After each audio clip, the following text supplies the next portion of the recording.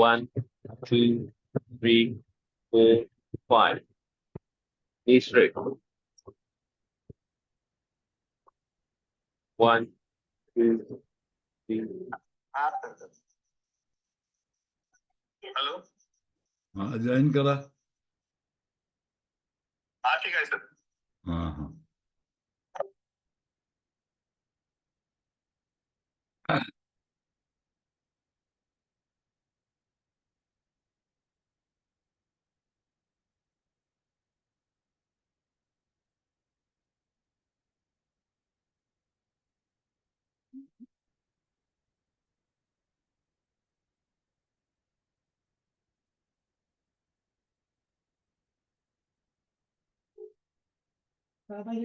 टाकला असतात ना का गादी हाँ म्हणजे मग ते रस्त्यातलं उचललं असतं.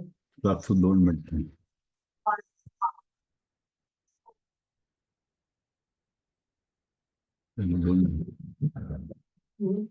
2 मिनिट.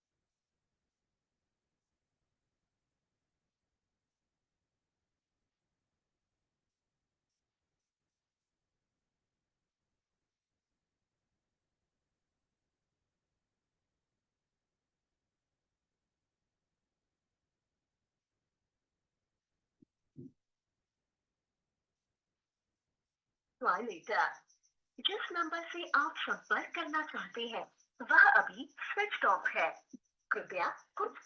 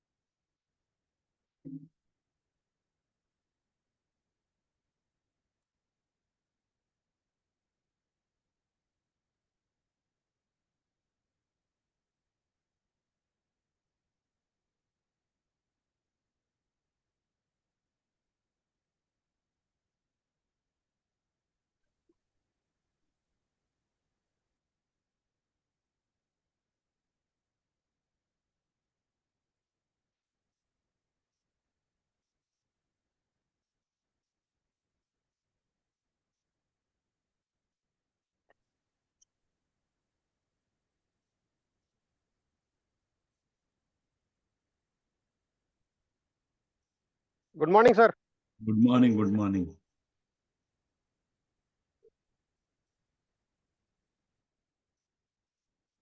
आपण त्या व्यक्तीस का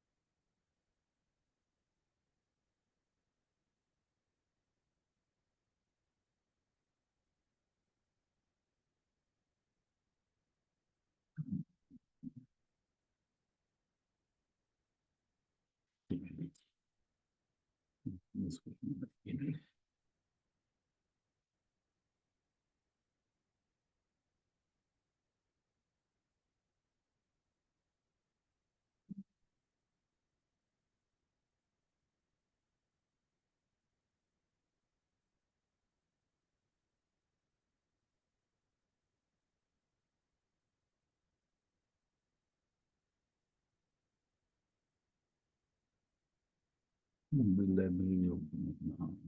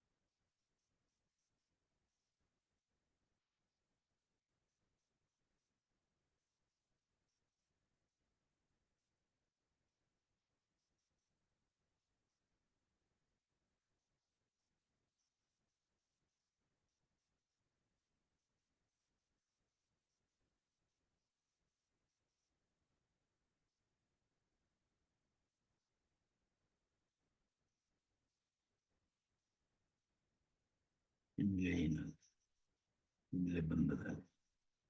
तुमले बघायला काय चांगलं मिळेल.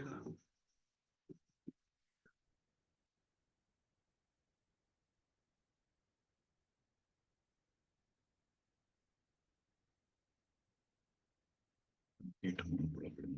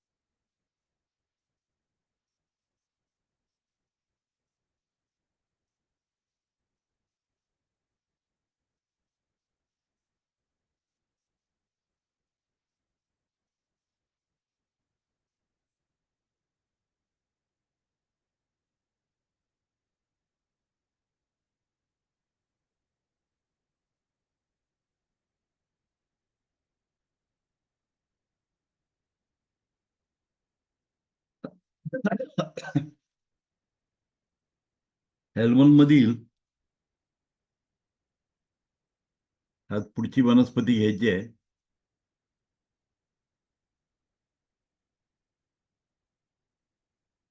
तिचं नाव आहे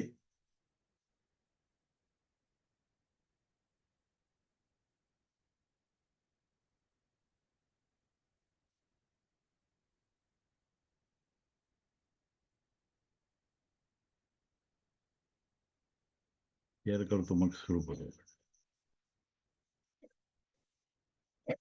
काय आलं नाही ते.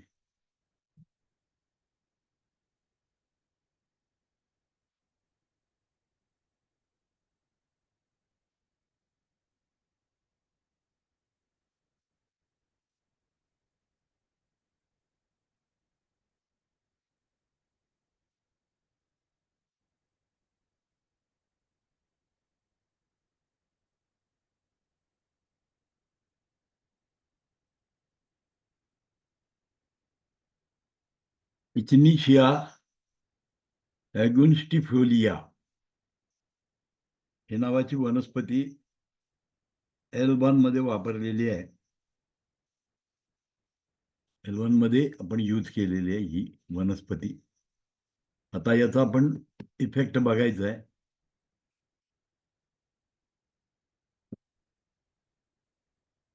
गेलं काय ते गेलं. हे माऊस माझा फार मोठा प्रॉब्लेम करतोय. एक मिनिट.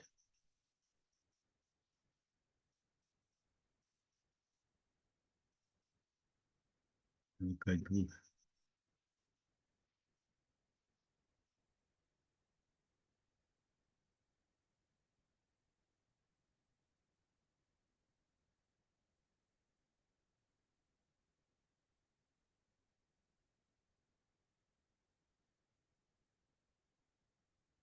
इकनिशिया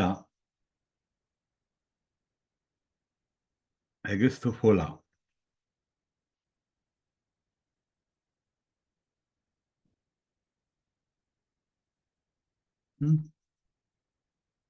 इसे पर्पल कॉर्नफ्लावर कहा जाता है.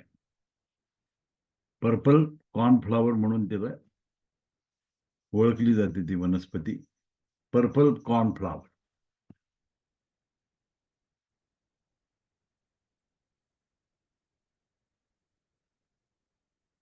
इसे एस्टेरिसिया फैमिली में फूलों के पौधे की एक प्रजाति है.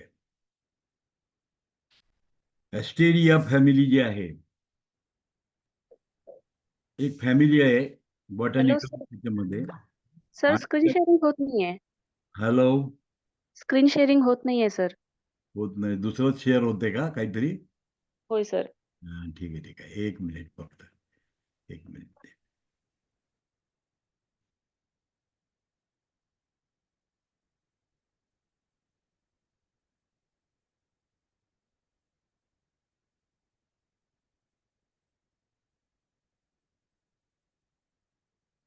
आता झाली का शेअर.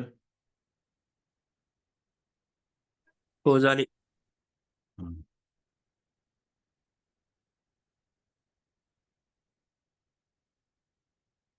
ही एक प्रजाती आहे. फुलाचं झाड आहे आणि ते एस्टेरिया नावाच्या फॅमिलीमध्ये येतं आणि त्याचं कॉमन नेम आहे पर्पल कॉर्नफ्लावर. आता कॉर्नफ्लावर म्हणजे कणीस. पर्पल कलर म्हणजे जांभळ्या रंगाचं असतं हे कणीस. पर्पल कॉर्नफ्लावर नावाने ओळखली जाणारी ही वनस्पती आहे. एक जडीबुटीवाला 12माही पौधा आहे. 12मासी म्हणजे एक साल. 12मासी म्हणजे एक साल. आणि हे मूळ निवासी आहे उत्तर अमेरिकेमध्ये. म्हणजे याचं मूळ ठिकाण कुठं होतं. हे वनस्पती उत्तर अमेरिकेमध्ये आढळती होती. उत्तर अमेरिकेमध्ये आढळत होती. जहां यह आसपास के क्षेत्रों में अतिरिक्त आबादी के साथ मध्य कनाडा, मध्य संयुक्त राज्य अमेरिका के मैदानों में व्यापक रूप से पाई जाती है. म्हणजे कॅनडामध्ये पण सापडते. अमेरिकेमध्ये पण आहे पण मैदानी विभागामध्ये सापडते. अतिरिक्त आबादी म्हणजे नको असलेली गोष्ट आहे. अनवॉन्टेड. अतिरिक्त आबादी म्हणजे काय. अनवॉन्टेड गोष्टी असलेली याची ही वनस्पती आहे. हे बहुवर्षीय प्लांट होता है. इस पौधे की जड़ व मोटे मोटे तन का प्रयोग इलेक्ट्रोहोमियोपैथी की रेमेडी L1 में किया जाता है. L1 मध्ये याचा उपयोग आपण करतो. कशाचा उपयोग करतो तर त्याची जड आणि स्टेम म्हणजे रूट आणि स्टेमचा उपयोग केला जातो. इलेक्ट्रोहोमियोपॅथीची रेमेडी बनवण्यासाठी रूट आणि स्टेमचा उपयोग केला जातो. आणि याची प्रॉपर्टी आहे रक्तकोश शुद्ध करने की शानदार दवा आहे. म्हणजे प्युरिफिकेशन ऑफ द ब्लड केलं जातं. हे वनस्पतीचं जर सेवन केलं तर त्याचा परिणाम रक्तावर होतो. मग तो पॉझिटिव्ह परिणाम येईल किंवा निगेटिव्ह परिणाम येईल. जास्त मोठ्या मात्रेत तुम्ही जर ती खाल्ली तर त्याचा निगेटिव्ह परिणाम होणार आणि त्याच्या विरुद्ध जर तुम्ही सूक्ष्म लेवलला खाल्ली तर ते शुद्धीकरणाचं काम केलं जाणार. म्हणजे निगेटिव्ह लेवल मध्ये जर तुम्ही घेतली तर शुद्धीकरण होणार. आणि न्यूट्रिशनल डेफिशियन्सी जेव्हा असेल त्यावेळेला तुम्ही काय करणार, पॉझिटिव्ह मध्ये देणार. आता बघा काय होतं, रक्त शुद्ध करने की शानदार दवा है, इसका प्रयोग सभी प्रकार के सेप्टिक कंडीशन में को ठीक करने के लिए किया जाता है. म्हणजे पर्टिक्युलरली जेव्हा रक्तामध्ये दोष उत्पन्न होतो, सेप्टिक म्हणजे कुजण्याची क्रिया, अशा कंडिशन मध्ये जर तुम्ही ही वनस्पती दिली तर कुजण्याची क्रिया बंद होते, रक्त खराब होण्याची क्रिया बंद केली जाते. रक्त को शुद्ध करके शानदार दवा, इस प्रयोग सभी प्रकार के सेप्टिक कंडीशन ठीक करने के लिए किया जाता है. हे लिम्फॅटिक्स म्हणजे लिम्फॅटिक सूजन, म्हणजे ज्या ठिकाणी लिम्फ नोड आहेत, लिम्फ ग्लँड्स आहेत, लिम्फॅटिक चॅनल आहे, त्याला जर सूज येत असेल तर ही सूज उतरवण्याचं काम ही वनस्पती करते. आता तुम्हाला माहिती आहे, एक आर्टिल फ्लो असतो, नंतर कॅपिलरी बेड असतो, त्याच्यानंतर तुमचा लिम्फॅटिक बेड येतो, लिम्फॅटिक सिस्टम येते, परत कॅपिलरीज असतात, त्याच्यानंतर व्हेनस सर्क्युलेशन असतं. हा मधला दुवा आहे. हा जो मधला दुवा आहे, या लिम्फॅटिक चॅनलला जर सूज आलेली असेल तर ती सूज कमी करण्यासाठी या पर्टिक्युलरली वनस्पतीचा वापर केला जातो. कॅन्सरमध्ये, आता कॅन्सरचे जे संक्रमण आहे ते कसं होतं तुम्हाला माहित नसेल तर सांगतो मी, की कॅन्सर हा लिम्फॅटिक चॅनल मधून सर्क्युलेट होतो बॉडीमध्ये. जो मेटासाइज कॅन्सर जेव्हा होतो तेव्हा तो व्हेनस सर्क्युलेशन मध्ये डायरेक्ट जात नाही, ते कुठं जातं, लिम्फॅटिक चॅनल. कारण लिम्फॅटिक चॅनलच्या मार्फतीनं शरीरामध्ये पसरला जातो आणि ही स्टेज आपण काय म्हणतो त्याला, मेटासाइज स्टेज. हा काय असतो, ऍडव्हान्स लेवलचा कॅन्सर जेव्हा होतो तेव्हा या लिम्फॅटिक चॅनल मधून पुऱ्या शरीरभर पसरला जातो आणि त्याला आपण काय म्हणतो, मेटास्टॅटिक कॅन्सर, मेटास्टॅटिक लेवल म्हणतो. ही लेवल होतं त्यावेळेला लिम्फॅटिक चॅनल मधून कॅन्सरचं संक्रमण होतं. कुठल्याही बॅक्टेरिया, व्हायरस संक्रमण हे कुठून होतात, लिम्फॅटिक चॅनल मधनं येतात. इमॅजिनेशन करा, एक आर्टियल फ्लो आहे, एक व्हेनस फ्लो आहे आणि त्याच्यामध्ये एक लिम्फॅटिक चॅनल आहे. लिम्फॅटिक चॅनल आहे, या लिम्फॅटिक चॅनलवर त्याचा परिणाम असतो. लिम्फॅटिक चॅनल, आता तुम्हाला थोडक्यात तो लिम्फॅटिक चॅनल काय मी ते दाखवतो, म्हणजे ही आयडिया येईल की कॅन्सरवर कशा पद्धतीनं काम करतं, संक्रमणजन्य रोगावर कशा पद्धतीनं काम करतं, हे तुम्हाला त्या लिम्फॅटिक चॅनल बघितल्यानंतर लक्षात येईल. आपण बघूया ते लिम्फॅटिक चॅनल काय आहे, हे थोडक्यात त्याचं मी तुम्हाला हे सांगतो.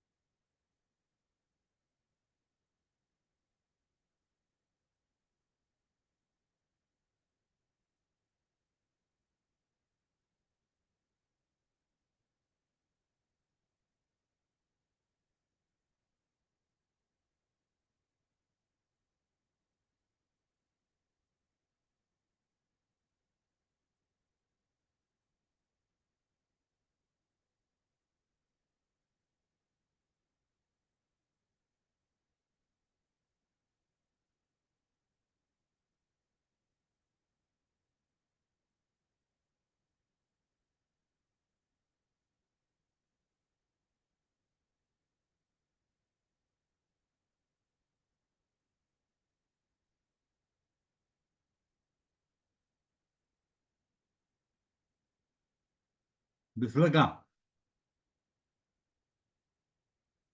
हा सर. हम्म.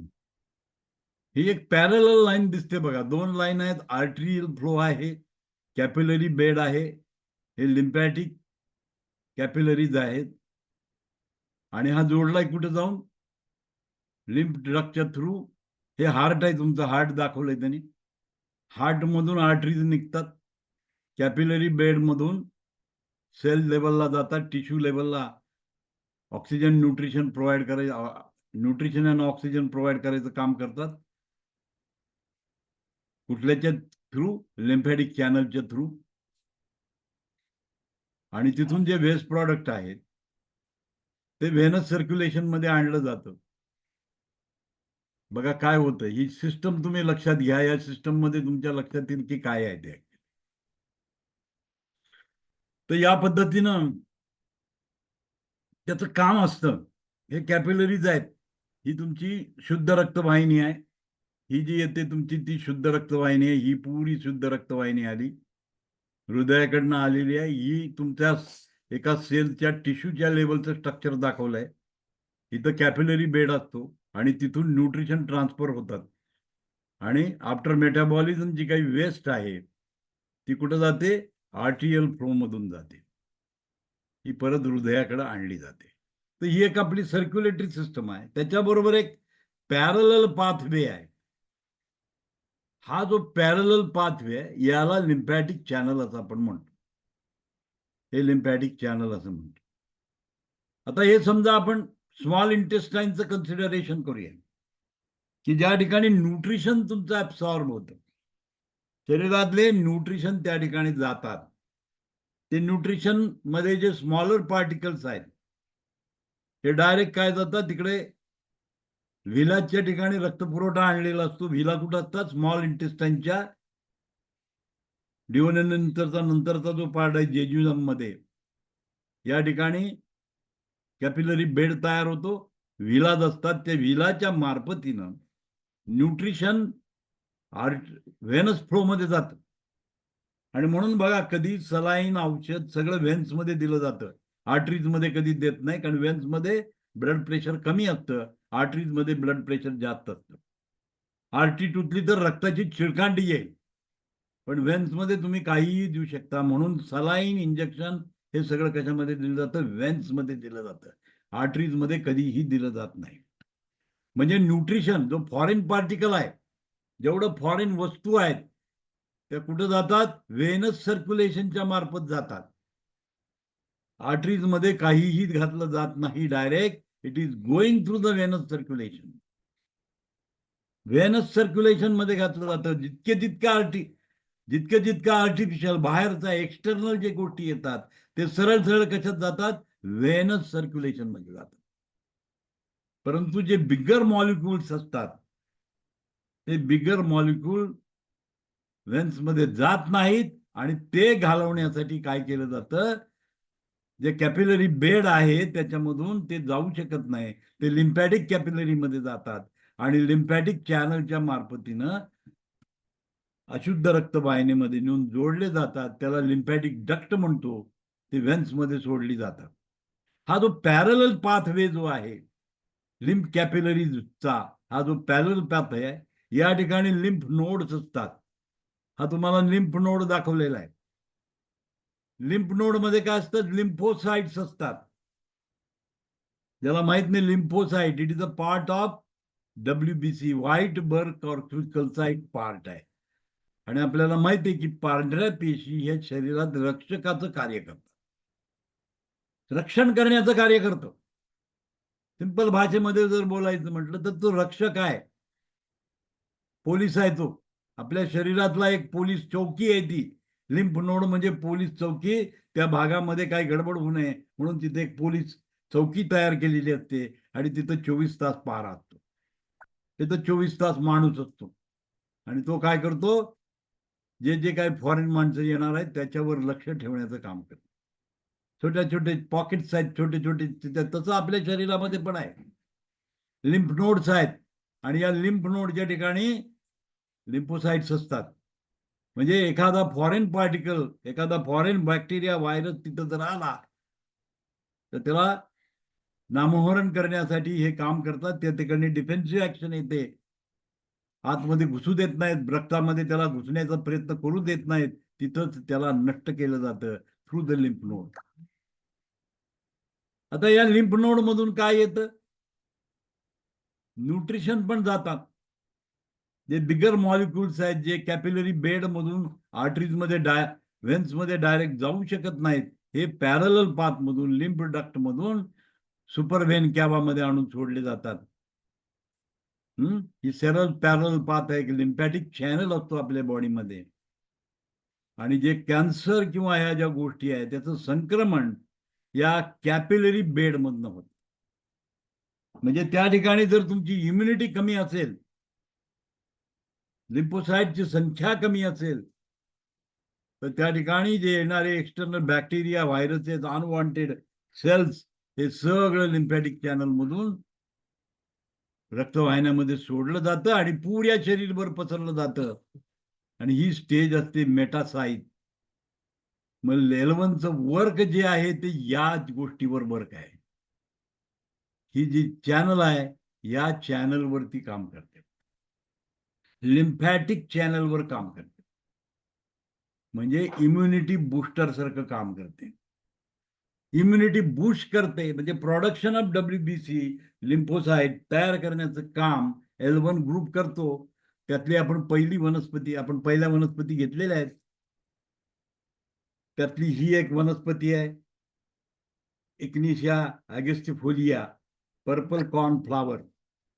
पर्पल कॉर्नफ्लावर ही नावाची जी वनस्पती आहे, त्या वनस्पतीचा उपयोग असा आहे, इट प्युरिफाईज द ब्लड. म्हणजे यामधून जे काही जाणारं जे आहे याला नष्ट केलं जातं. सेप्टिमिया म्हणजे काय, बॅक्टेरियल इन्फेक्शनच असतं, सेप्टिक होतं. तर त्याच्यामध्ये याचा रोल आहे. म्हणजेच याचा अर्थ हा काय करतो, WBC ला वाढवतो, लिम्फोसाइट्सला वाढवतो आणि त्या ठिकाणी जे काही सेप्टिमिया होतं त्याला नष्ट करण्याचं काम करतो. पुढची एक स्लाइड बघूया आपण.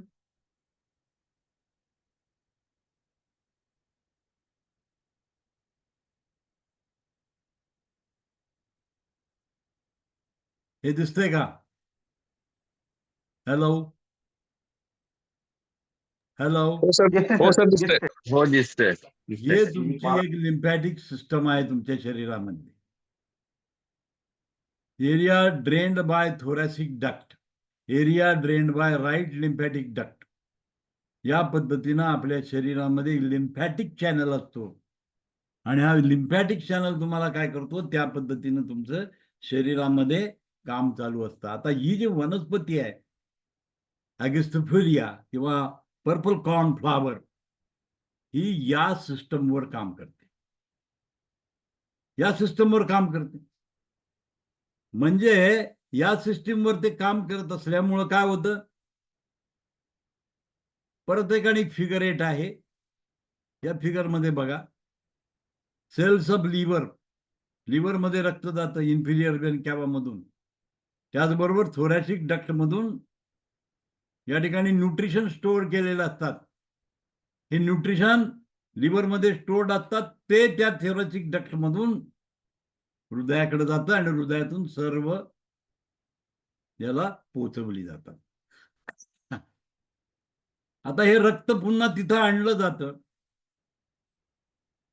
त्याच्यामध्ये काही जे बॅक्टेरिया, व्हायरसेस असतात त्यांना मारून टाकलं जातं, लिव्हरमध्ये डिटॉक्सिफिकेशन केलं जातं. ही त्याची फिगर आहे.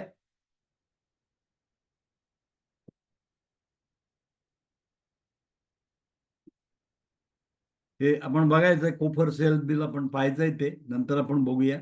आता हा जो मेन डायग्राम आहे हा बघा, दिस इज इम्पॉर्टंट. हे कॅन्सरस सेल आहे, ही कॅन्सर सेल आहे. Spread of the cancer cell after the blockage of lymphatic may occur by reverse flow of lymph. हे कॅन्सर सेल या लिम्फ चॅनल मध्ये घुसलेले आहेत. हा ट्यूमर आहे कुठेतरी झालेला, त्यातले हे कॅन्सर सेल्स आहेत. हे काय करतात, लिम्फॅटिक चॅनल मध्ये घुसतात आणि स्प्रेड व्हायचा प्रयत्न करतात. सगळ्यात डेंजरस स्टेज आहे ही कॅन्सर मधली, सगळ्यात डेंजरस स्टेज आहे ही कॅन्सर मधली. या ठिकाणी कॅन्सर सेल झालेले आहेत. त्या कॅन्सर सेल काय करतात?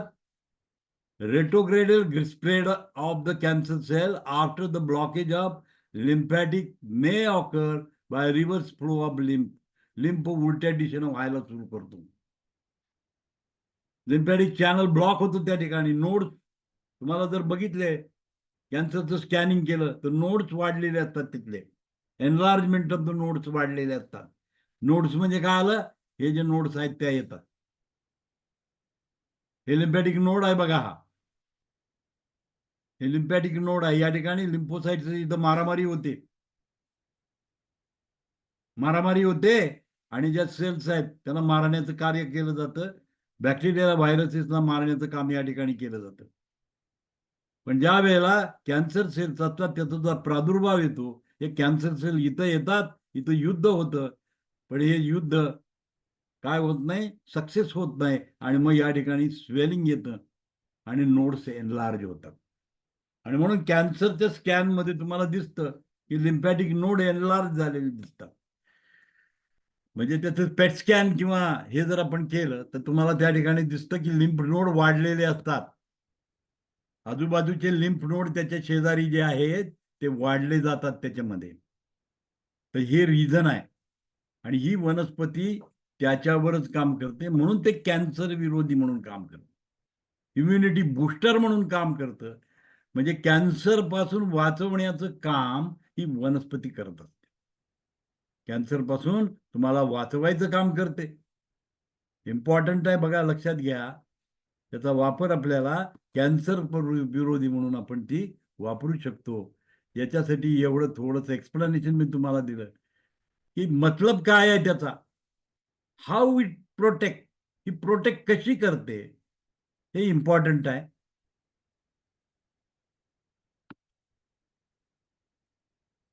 तर परत आपण त्या वनस्पतीवर येऊया.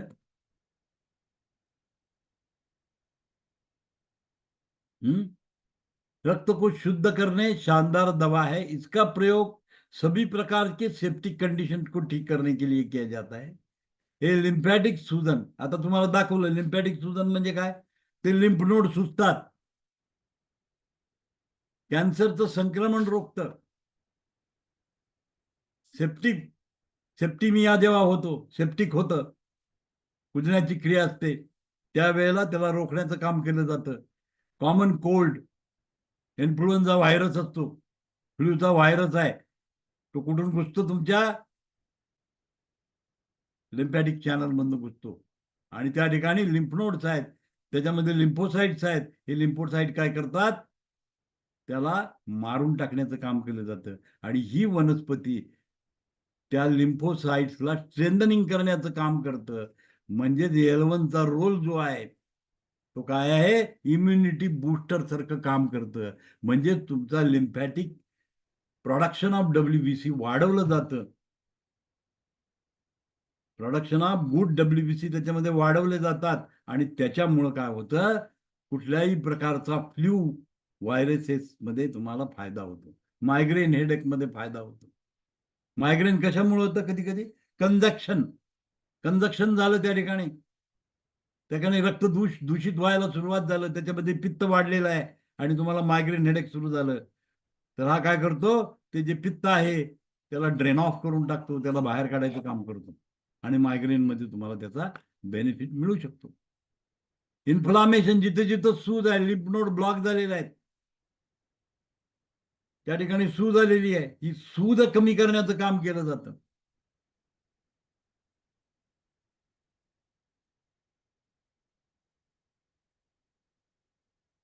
लिम्फ की क्वालिटी में आई कमी के कारण उत्पन्न विकारों को ठीक करता है. आता लिम्फ की क्वालिटी म्हणजे काय, लिम्फची क्वालिटी, लिम्फ म्हणजे रस धातूमध्ये काय असतं, WBC असतात, त्याची संख्या कमी झालेली असेल, लिम्फोसाइटची संख्या कमी झाली, CBCचा रिपोर्ट काढल्यानंतर तुम्हाला दिसतं की त्या ठिकाणी काय झालेलं आहे, WBC काउंट कमी झालेला आहे. म्हणजे याचा अर्थ काय झाला, लिम्फोमिया म्हणतो आपण त्याला. अशा कंडिशन मध्ये आपण जर L1 त्याला दिलं, म्हणजे जी वनस्पती दिली, कॉर्नफ्लावर, पर्पल कॉर्नफ्लावर आपण जर त्यांना दिलं तर काय होतं, लिम्फची क्वालिटी सुधारते, म्हणजे त्याच्यामध्ये WBCचा काउंट आहे तो वाढायला मदत करते. म्हणजे तुमची काय होते, इम्युनिटी वाढवण्याचं काम केलं जातं. आणि क्वालिटी ऑफ लिम्फ बदलल्यामुळं, रसधातूमध्ये दोष झाल्यामुळं, रसधातूमध्ये दोष निर्माण झाल्यामुळं काय होतं, संक्रमणजन्य रोग तुम्हाला तुमच्या शरीरावर कार्य करायला सुरू करतात.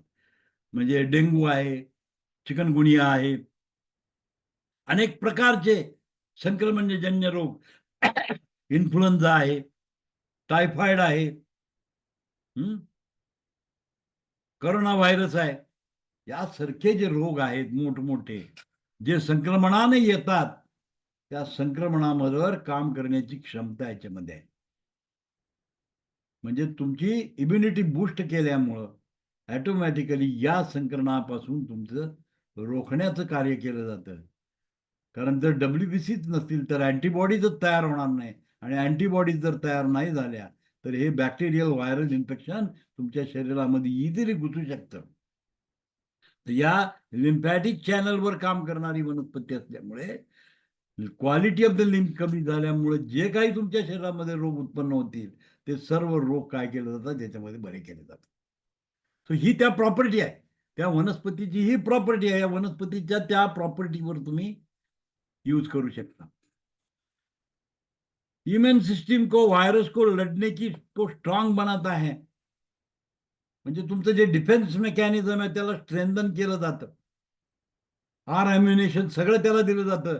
येणाऱ्या पॅथोजिनला मारून टाकण्यासाठी सर्व यंत्रणा ताकदवर करण्याचं काम हा करतो. पर्पल कॉर्नफ्लावर, ॲजिस्टिंग ॲस्ट्रोफिओ, हे इग्निशिया ॲक्झिस्ट्रोफोला, ही जी वनस्पती आहे, हे वनस्पतीचं ते कार्य आहे. पर्पल कॉर्नफ्लावर म्हणतात त्याला, त्या वनस्पतीची ही कपॅसिटी आहे. इसका प्रयोग कॉमन कोल्ड और अपर रेस्पिरेटरी ट्रैक्ट के इलाज में किया जाता है.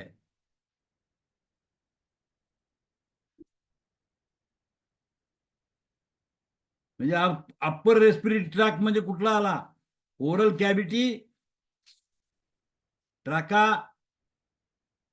म्हणजे स्वरयंत्राच्या वरचा भाग, लॅरेंजेटिस, पॅरेंजेटिस, अप्पर रेस्पिरेटरी ट्रॅक आहे. त्याला जर संक्रमण झालं तर हे संक्रमण तुमचा रोखण्यासाठी या वनस्पतीचा उपयोग होतो. हा काय करतो, हे संक्रमण रोखण्याचं काम करतो, संक्रमण रोखतो. इम्युनिटी, वायरस को लढने को स्ट्रॉंग बनाता है. म्हणजे कॉमन कोल्ड आणि अप्पर रेस्पिरेटरी ट्रॅक इन्फेक्शन मध्ये इचिनिसियाचा वापर केला जातो. म्हणजे त्याच्यामध्ये जर काही संक्रमण होत असेल त्याला अवॉइड करायचं काम ही करतो. इग्निशिया पौधे में ऐसे कई तत्व पाए जाते हैं, एंटीऑक्सीडेंट की तरह काम करते हैं. आपण काल बोलणं झालं अँटीऑक्सिडंटचा उपयोग काय आहे ते. तर हे अँटीऑक्सिडंट सारखं काम करतं. म्हणजे फ्री रॅडिकल डॅमेज जे आहे त्याच्यामध्ये सुद्धा बेनिफिट होतं. लक्षात घ्या, वनस्पती सिलेक्शन करताना अशा सर्व गोष्टीचा विचार करून रेमेडीमध्ये ते वापरलं गेलेलं आहे. एंटीऑक्सीडेंट ऐसे मॉलिक्यूल्स होते हैं कि कोशिका को ऑक्सिडेटिव्ह स्ट्रेस से बचाती है. फ्री रॅडिकल मुळे काय होतं, अल्सरेशन होऊ शकतं, डॅमेज होऊ शकतं, आणि त्या डॅमेज पासून वाचवायचं काम हे करतं. ये ब्लड शुगर लेवल को कम करती है. इसमें मौजूद अल्कलामाइड, रोजेनमेरिक ऍसिड, इथिक ऍसिड काय करतं, शुगर लेवल कंट्रोल करायचं काम करतं. बघा, L1 शुगर लेवल कंट्रोल करू शकतं तुमचं. L1 काय करू शकतो, शुगर लेवल कंट्रोल करू शकतो. प्रयोग करण्याची बात आहे. L1 ची विशिष्ट मात्रा दिल्यानंतर शुगर कंट्रोल होऊ शकते, शुगर कमी होते, कारण त्याच्यामध्ये अल्कलामाइड, रोजेमेरिक ऍसिड, कैफीन एसिड के कारण ये चिंता को दूर करता है. कुठल्या प्रकारची चिंता निर्माण झाली तर त्याला कमी करण्याचं काम करते. शुगर का कमी होते, अल्कोहोलला माहितीच आहे, रोजेमेरिक ऍसिड आहे, कॅफेनिक ऍसिड आहे, हे सर्व काय करतं, शुगरला कमी करण्याचं काम करतं. आणि ऑलरेडी त्या वनस्पतीमध्ये असल्यामुळं शुगर लेवल कंट्रोल होऊ शकते. तुम्ही L1 देऊन बघा, प्रयोग करण्याची बात आहे. आपण त्याची प्रॉपर्टी सांगितली, ती वनस्पती त्याच्यामध्ये आहे, तर आपण ते प्रयोग करून बघितला पाहिजे. शुगरचा पेशंट आला, त्याला L1 देऊन बघा काय होतं ते. खरंच शुगर कमी होते का हे तुम्ही चेक करू शकता. तुमच्याकडे जर ग्लॅकोमीटर असेल तर ग्लॅकोमीटरवर एक रिडिंग घ्या आणि त्याला नंतर हे द्या L1, आणि थोड्या वेळाने बघा त्याची शुगर डाऊन होते का. तुम्हाला रिझल्ट मिळू शकतो. हे अनुभव सिद्ध ज्ञान आहे. मनीष पाटीदार सरांनी स्वतः 25 वर्ष आपलं आयुष्य त्याच्यासाठी घालवलेलं आहे.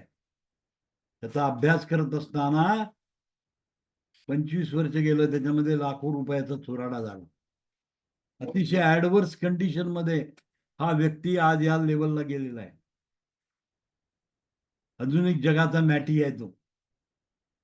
मॅटी तरी इटलीमध्ये मागच्या जन्मा याच्यामध्ये होऊन गेले, पण तो आता आधुनिक जगामध्ये doctor Manish Patidar is the pioneer of this electro homeopathy. कारण त्याने इतक्या सूक्ष्म लेवलला हे काम केलं, आणि ते ज्ञान मी तुमच्याकडे आज पोहोचवतोय की त्याने वापर करून बघितला.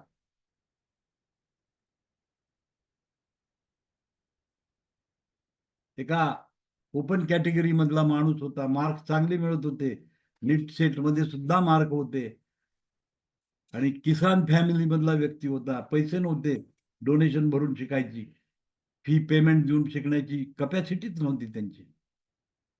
मोठं कुटुंब होतं, किसान फॅमिली, शेतकरी वर्गातला व्यक्ती होता, पैसे नव्हते. त्या व्यक्तीने सरळ BSc MSc जॉईन केलं, त्याचबरोबर BEMS कोर्स केला,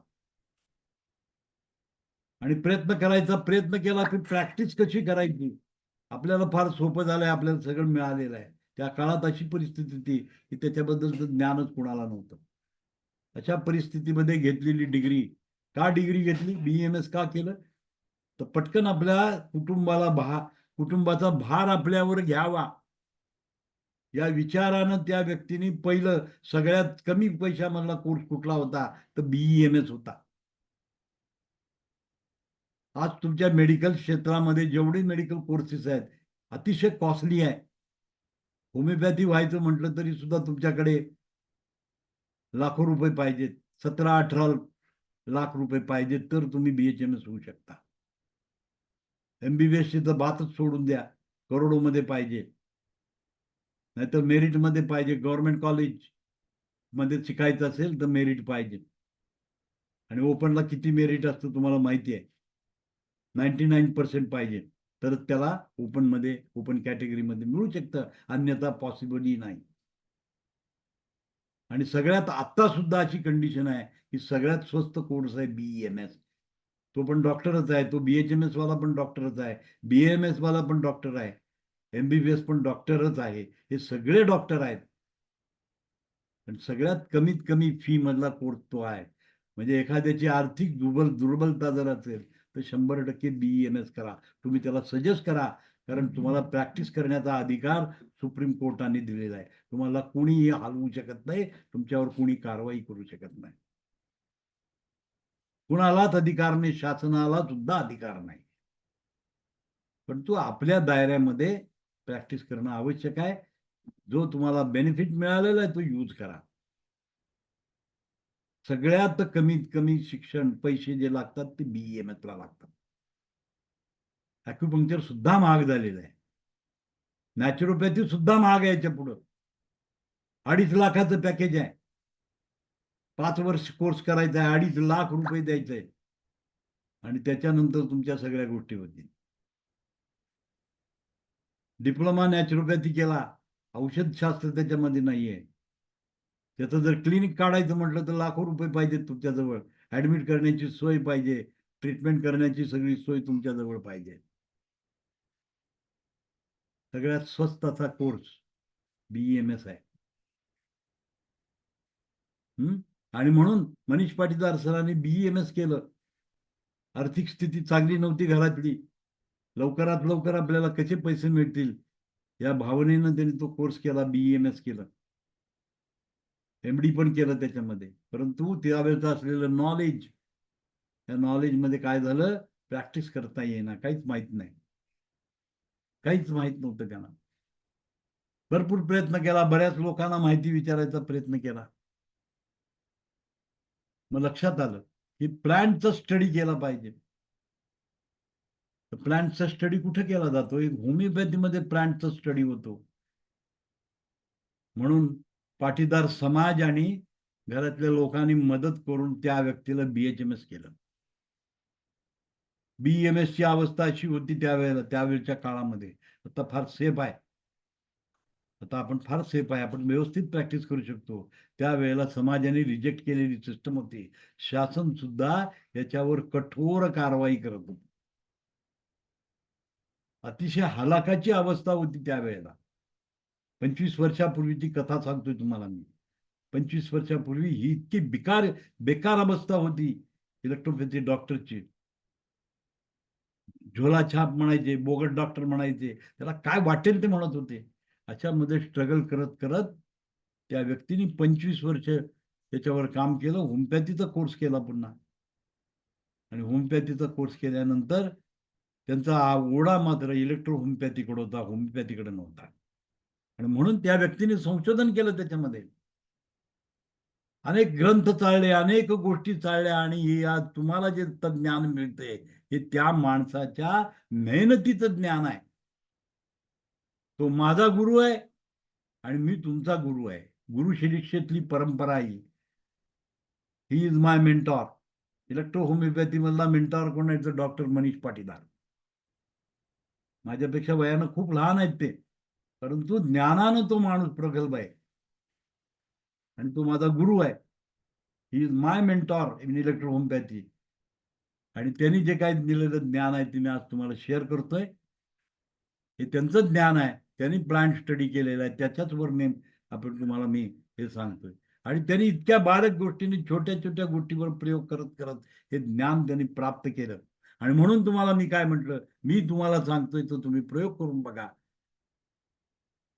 L1 शुगर लेवल कमी करतं, म्हणजेच त्याच्यामध्ये ही जी काही प्रॉपर्टी आहे इग्निशियामध्ये जी काही प्रॉपर्टी आहे, इग्निशियामध्ये जी काही प्रॉपर्टी आहे, ती प्रॉपर्टी काय आहे की तो ब्लड शुगर लेवल कमी करतो.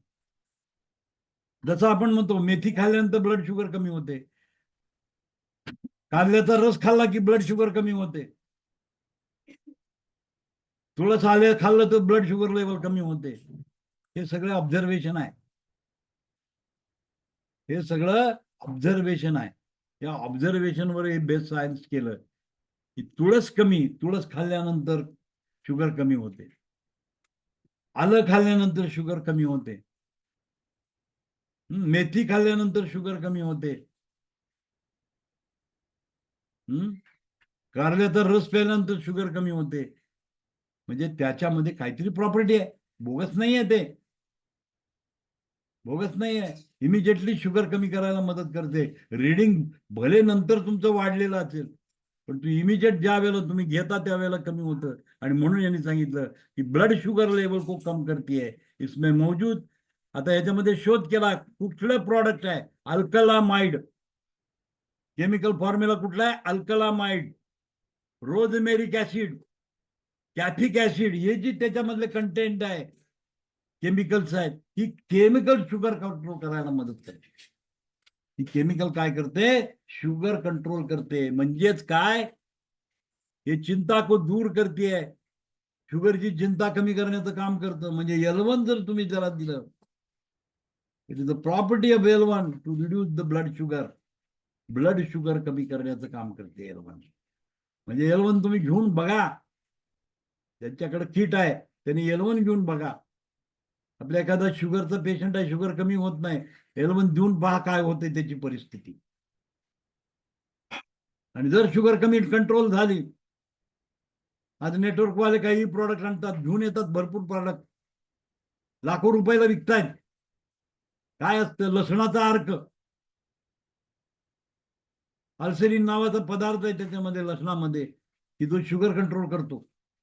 त्याचं एक्स्ट्रॅक्शन लॅबमध्ये करून त्याचा अर्क बनवला आणि लाखो रुपयाला विकायला सुरू केला नाही. पैसा बनवला. तुमच्याकडे ऑलरेडी आहे. गरिबाची सेवा करू शकता. एवढे पैसे घ्यायची गरजच नाहीये. कमी पैशामध्ये तुम्ही तो प्रॉडक्ट देऊ शकता. परमार्थ पण होतो आणि आर्थीकरण पण पूर्ण होतं याच्यामध्ये. स्वार्थ आणि परमार्थ दोन्ही साधण्याची सिस्टम आहे. म्हणून हे तुम्ही जर ते दिलं तर कमी होईल. माय लाईफ मध्ये तो प्रोडक्ट आहे. त्याची कॉस्ट आहे 3,000 2,000. काय देतात? तर लसणाचा अर्क देतात कॅप्सूल मध्ये घालून, आणि त्याची किंमत 2,000 3,000 लावतात. आणि त्याच्यामध्ये गोळ्या कमीच असतात. म्हणजे दिवसाला महिन्याला जर काढायचा हिशोब केला तर 5,000 रुपये लागतं. एखाद्या व्यक्तीची आमदनीच 5,000 आहे. कुठून घेणार तो? इतकी मोठी त्याच्यामध्ये कमर्शियल भानगडी करून हे सगळं केलेलं आहे. एवढी कॉस्ट लागतच नाही. मॅन्युफॅक्चरिंग कॉस्ट फार कमी असते. सांगायचं तात्पर्य आहे की तुमच्याकडे हे आहे, मग त्या नेटवर्कचं प्रॉडक्ट कशासाठी वापरायचं आपण? Why to use? तुमच्याकडे उपलब्ध आहे, तुम्ही वापरून बघा, रिसर्च करा, त्याच्यावर अभ्यास करा. 100% तुम्हाला त्याच्यात यश येणार आहे. पण वापरल्याशिवाय ते कळणार नाही. वापरल्याशिवाय कळणार नाही. तुम्हाला माहिती मिळाली तर माहितीचा यूज तर करायला पाहिजे. माहितीचा यूज करायचंच नाही. ॲलोपॅथीला ब्लाइंडली फॉलो करत राहायचं आणि याला म्हणायचं घाण आहे. बरोबर नाही, यानं होत नाही, काय त्याने होत नाही, कॉमेंट्स पास करायच्या. पण काही अनुभव न घेताच सुरू करायचं की याच्यात उपयोगच नाहीये म्हणून. त्याचा परिणामच होत नाही. अरे तुम्ही कॉन्स्टंटली व्यवस्थित त्याची डोसालॉजी करून जर ती वस्तू दिली तर 100% शुगर कमी होऊ शकते. 100% शुगर कमी होते. म्हणजे वाढलेली शुगर कमी करण्यासाठी L1चा उपयोग होऊ शकतो. वाढलेली करण्यासाठी L1चा उपयोग होतो, कारण त्याच्यामध्ये अल्कलामाइड, रोझमॅरिक ऍसिड, कॅफिडियल ऍसिड हे त्याच्यामध्ये आहे. आता दुसरी प्रॉपर्टी आहे इचनेशियाची, की अँटी इन्फ्लामेटरी प्रॉपर्टी पाई जाती है. कोविड मध्ये होमिओपॅथी मदर टिंक्चर मिळत नव्हतं इग्निशिया, आणि बरेच होमिओपॅथी डॉक्टर इग्निशिया रेकमेंड करत होते. त्याचं कारण काय आहे बघा, पुढे वाचतं नाही आता. Echinacea is anti inflammatory property पाई जाती है जो इन्फ्लामेशन को कम करती है. इसमें एंटी बैक्टीरियल, एंटी इन्फ्लामेटरी पाई जाती है. इसीलिए इसका प्रयोग स्किन की बीमारी में किया जाता है. एक्सटर्नल एप्लीकेशन L2 वापरा. External application it is a combination of L1 आणि बऱ्याचशा गोष्टीचं जे कॉम्बिनेशन आहे. आपण बघूया, कंबाईंड रेमेडी आहे ती L2 एक्सटर्नल ऍप्लिकेशन मध्ये वापरायची आहे. म्हणजे स्किन डिसीज मध्ये अँटीबॅक्टेरियल म्हणून तुम्ही वापरू शकता. अँटीबॅक्टेरियल म्हणजे antibiotic. It's a natural antibiotic. हे नॅचरल अँटीबायोटिक आहे. स्किन डिसीज मध्ये याचा वापर तुम्ही करू शकता, कारण ते अँटी इन्फ्लामेटरी प्रॉपर्टीज आहे, अँटी बॅक्टेरियल प्रॉपर्टीज आहे. म्हणजे त्या ठिकाणी लावला तर बॅक्टेरियलचा नाश होण्यास मदत होते. It is antibacterial. म्हणजे ऑइंटमेंट बनवताना तुम्ही जर L2 याच्यामध्ये घातलं तर it will work as a antibacterial, antiviral, anti inflammatory. सूज कमी करणारी बनत त्याच्यामध्ये यूज करता येतं. बघा किती त्याच्यामध्ये प्रॉपर्टीज आहेत. इचनीशिया का एक्सट्रैक्ट कैंसर कोशिका वृद्धि को रोक सकता है. इग्निशिया प्लांट घेतलं, कोयाबेशनने त्याचं मदर टिंक्चर बनवलं किंवा पायजेरिक इसेन्स बनवला, आणि तो पायजेरिक इसेन्स तुम्ही जर कॅन्सर मध्ये जर दिला तर तो कॅन्सरची काय करतो, रोखायला मदत करतो. म्हणजे तो बूस्टर म्हणून काम करतो, इम्युनिटी बूस्टर. आज इम्युनोथेरपी करतात. आज कॅन्सर मधली पुढची ट्रीटमेंट आहे रेडिएशन केमो नंतर इम्युनोथेरपी. कालांतरानंतर रेडिएशन आणि केमो बंद होणार आहे. आणि कॅन्सरची ट्रीटमेंट काय करणार आहेत? इम्युनोथेरपी करणार. इम्युनोथेरपी म्हणजे काय? कॅन्सर झालेल्या पेशंटच्या शरीरामध्ये बॅक्टेरिया तयार झालेले असतात. हे आपलं अँटीबॉडीज तयार होतात आणि तो प्लाझ्मा त्याचा काढून ह्या पेशंटला दिला जातो. आर्टिफिशियल लॅबमध्ये घोड्यांना कॅन्सर केला जातो. जे रेसमधले जे घोडे असतात, सिरम इन्स्टिट्यूट काय धंदा करतं हेच आहे की त्यांची पळण्याची क्षमता कमी होते. मग अशा वेळेला त्या रेसमधनं बाहेर आलेले जे घोडे आहेत ते खरंच केलं जातं. सायरसने तेच केलं. सायरस पुनावाला हा जो होता त्यांनी तेच काम केलं. हापकिन्स इन्स्टिट्यूट मध्ये पण तेच काम केलं गेलं. असे घोडे सांभाळले जातात आणि ह्या घोड्यांना कॅन्सर झालेल्या माणसाचं रक्त चढवतात, इंजेक्ट करतात. आता त्याच्या शरीरामध्ये काय तयार होतं? त्याच्या अगेन्स्ट इम्युनिटी तयार होते. आणि त्याच्यामध्ये अँटीबॉडीज तयार होतात. त्याचा प्लाझ्मा काढला जातो त्या घोड्याचा आणि त्याची लस बनवली जाते. आणि ते इंजेक्शन तुम्ही काय करता? कॅन्सर झालेल्या माणसाला देतात. दिस इज कॉल्ड एज इम्युनोथेरपी. याला म्हणतात इम्युनोथेरपी, प्लाझ्मा थेरपी म्हणतो आपण त्याला. तर तो प्लाझ्मा इंजेक्ट केला जातो चांगल्या पेशंटच्या, म्हणजे ज्याला कॅन्सर झालेला आहे, आणि त्याची कॅन्सरची रोकथाम करण्याचं काम केलं जातं. परंतु ही जी सिस्टम आहे, त्याचं जे एक्स्ट्रॅक्ट आहे इचिनिशियाचं, म्हणजे पायजेरिक एक्स्ट्रॅक्ट म्हणजे काय? पायजेरिक इसेन्स आहे. तो पायजेरिक इसेन्स तुम्ही डायल्यूट करून त्याच्या शरीरामध्ये जर घातला पेशंटच्या, तर त्यामध्ये अँटीबॉडीज तयार होतात. म्हणजे तुमच्या WBC स्ट्रॉंग होतात. म्हणजेच इम्युनिटी बूस्ट केली जाते. आणि इम्युनिटी बूस्ट केल्यानंतर कॅन्सर सेलवर अटॅक करायला सुरू करते आणि त्याची रोकथाम थांबवते. आज हीच माहितीचा वापर करून त्यांनी उपद्व्याप केला. आर्टिफिशियल घोड्यांच्या शरीरामध्ये निर्माण करून त्या घोड्याचा वापर तयार करण्यासाठी, लस तयार करण्यासाठी केला आणि त्याचं इंजेक्शन तुमच्या शरीरामध्ये दिलं. त्याच्यामध्ये अँटीबॉडीज असतात. हे अँटीबॉडीज काय करतात? कॅन्सर विरोधी काम करतात. पण ही हजारो वर्षापासून आपल्याकडे ही सिस्टम आहे. हजारो लाखो वर्षापासून आहे. वनस्पतीच्या साह्यानं केलं. आर्टिफिशियली काय बनवण्याची गरज नाही, हेच दिलं आणि इम्युनिटी बूस्ट केली. तर त्यामुळं इग्निशियामध्ये चा जो एक्सट्रॅक्ट आहे, कॅन्सर कोशिका को वृद्धि को रोक सकता है. म्हणजे spreading of the cancer, metastasize झालेल्या कॅन्सरला रोखण्याचं काम हा इग्निशिया करतो. And which is available in L1 मध्ये आहे. इग्निशियाची प्रॉपर्टी आहे, it is antibacterial, antiviral, anti cancerous. कॅन्सरची रोकथाम थांबवण्याचं काम करणारी वनस्पती आहे. ती L1 मध्ये आहे आणि त्यामुळे L1 work as a immunity booster against it work as a on the कॅन्सरवर काम करणारी रेमेडी तयार झाली. होमिओपॅथीमध्ये सिंगल रेमेडी वापरली जाते. इग्निशियाचं मदर टिंक्चर आहे. हे मदर टिंक्चर दिलं तर कॅन्सरची रोकथाम थांबवू शकते. पण आपल्याकडे L1 मध्ये दिलाय. It is has a broad spectrum effect than single remedy. Single रेमेडीपेक्षा त्याच्यापेक्षा ब्रॉड स्पेक्ट्रम इफेक्ट आपल्याकडे याच्यात मिळतो. इसके साथ कैंसर सेल को खत्म करती है. अन्य स्टडी के अनुसार पॅनक्रियाज और कोलन कॅन्सर सेल को मार सकती है. याचा पर्टिक्युलर उपयोग बघा. पॅनक्रियाटिक कॅन्सर आणि कोलन कॅन्सर मध्ये याचा जास्त उपयोग होतो. हे स्टडी मधनं सापडलेलं आहे.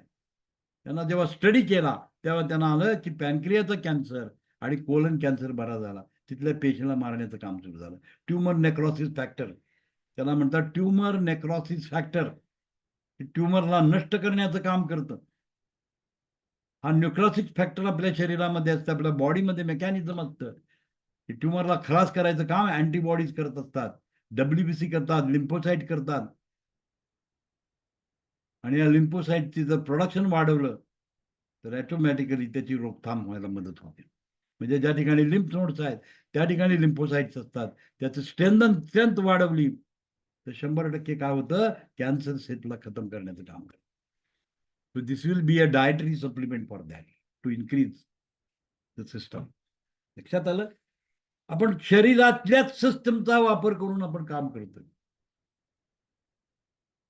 आणि म्हणून रसशास्त्र विश्वरूपराय चौधरी काय सजेस्ट करतात? फळांचे रस प्या, पाण्याचे रस प्या. रसशास्त्रावर भरोसा करतात. नॅचरोपॅथीमध्ये सुद्धा रसाला खूप महत्व आहे. त्याच्यामध्ये या सर्व प्रॉपर्टीज त्याच्यामध्ये असतात.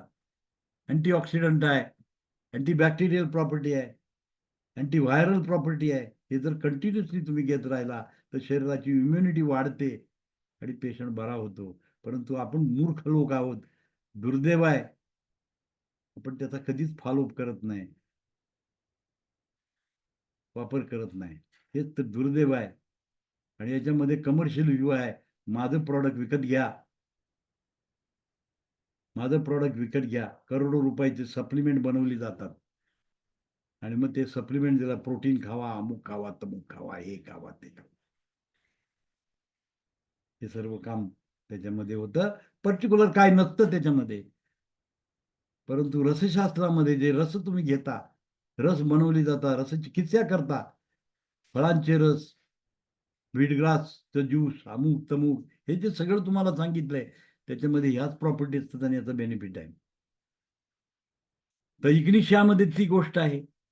आणि त्याच्यामध्ये स्टडीमध्ये असं दिलं की इग्निशियाचा एक्स्ट्रॅक्ट जर तुम्ही दिला तर पॅनक्रिया आणि कोलन कॅन्सरमध्ये त्याचा फार महत्वाचा उपयोग होतो.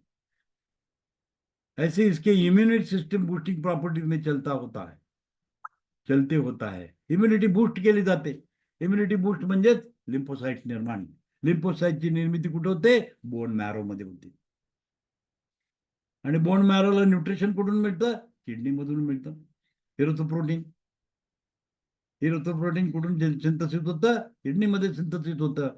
ते बोन मॅरोला जातं आणि त्या ठिकाणी बोन मॅरो ऍक्टिव्हेशन होऊन त्या ठिकाणी WBC RBC सगळं तयार होतं. सो ती पर्टिक्युलरली वनस्पती जी आहे ती काय करते? बोन मॅरोवर जाऊन काम करते. बोन मॅरोवर जाऊन काम करते आणि WBC काउंट वाढवते आणि इम्युनिटी बूस्टर सारखं काम करते. समजून घ्या. त्याची निर्मिती कुठे आहे? लिम्फ नोड्स मध्ये WBC बनतात, बोन मॅरो मध्ये तयार होतात. 2 प्रकारचे मॅरो असतात त्याच्यामध्ये, एक येलो मॅरो आणि red marrow. Yellow marrow WBC तयार करतो, रेड मॅरो RBC तयार करतो. हे बोन मॅरो मधनं होतं. आणि बोन मॅरोचं न्यूट्रिशन कुठं आहे? किडनी आहे. किडनी मधून इसेन्स तयार होत असतो आणि तो किडनी इसेन्स तिथे जातो आणि त्याच्यामधून होतं. म्हणून हे जे सिस्टम असते Ignatia works on this bone marrow आणि त्याच्यामध्ये WBC काउंट, लिम्फोसाइटची निर्मिती केली जाते. थायमस ग्रंथीवर त्याचं कार्य होतं आणि थायमस ग्रंथी एज्युकेटर आहे. लिम्फोसाइटला शिकवतो तो कुणाला मारायचं कुणाला नाही. त्याचं सगळी आयडिया त्याच्यामध्ये असते. त्याचं ज्ञान तिथं प्राप्त होतं. त्याच्यामध्ये थायमस ग्रंथीमध्ये. आणि तिथून लिम्फोसाइट्स तयार होतात. के लिम्फोसाइट्स म्हणतो आपण. Killers. They are the killers. ते किल करतात, अँटीबॉडी डेव्हलप करतात शरीरामध्ये आणि इम्युनिटी तुमची वाढवली जाते.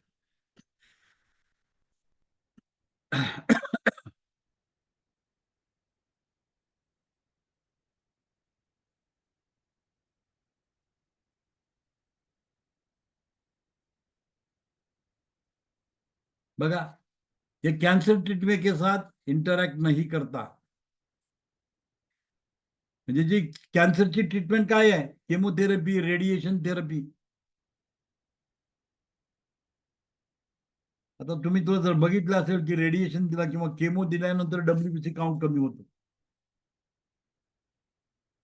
पेशंटची इम्युनिटी डाऊन होते. तुम्हाला माहित नव्हतं सांगतो मी.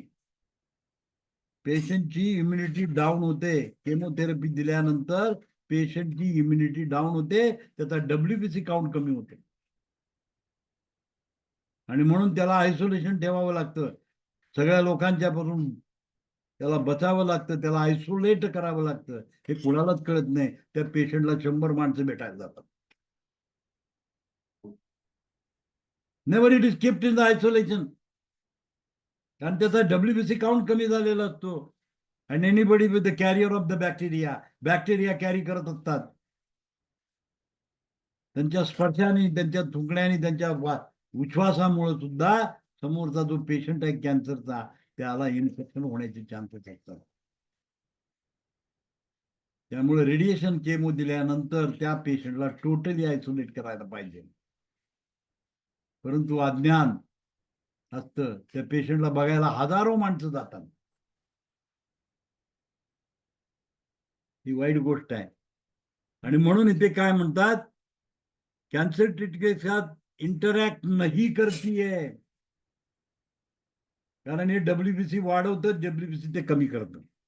टोटली अपोजिट कन्सेप्ट आहे त्याचं. कारण त्याच्यामध्ये चांगल्याबरोबर वाईटाबरोबर चांगल्याला पण मारून टाकलं जातं. केमिकल प्रोसेसमध्ये ते मारण्याचं काम करतं. हे मारण्याचं काम करत नाही. हे मेथड डेव्हलप करून अँटीबॅक्टेरियल काम करतं, अँटीव्हायरल काम करतं, अँटी कॅन्सरस काम करतं. त्याच्याबरोबर उलटी कंडिशन, कॅन्सरची जी ट्रीटमेंट आहे ही टोटली उलटी कंडिशन आहे. त्यामुळे इंटरॅक्ट करत नाही. इंटरॅक्ट करत नाही म्हणजे ती देत असताना हे द्यायचं नाहीये. टोटली अपोजिट कन्सेप्ट आहे. Totally opposite.